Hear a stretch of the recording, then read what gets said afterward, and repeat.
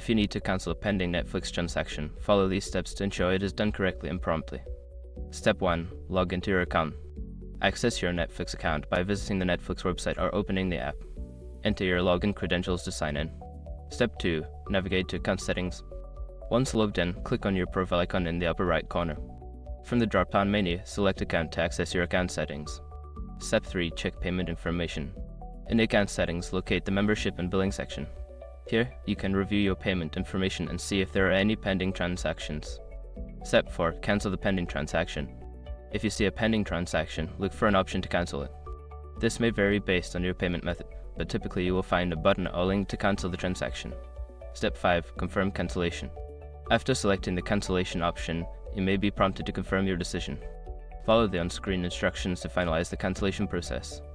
Once you have completed these steps, your pending transaction should be cancelled.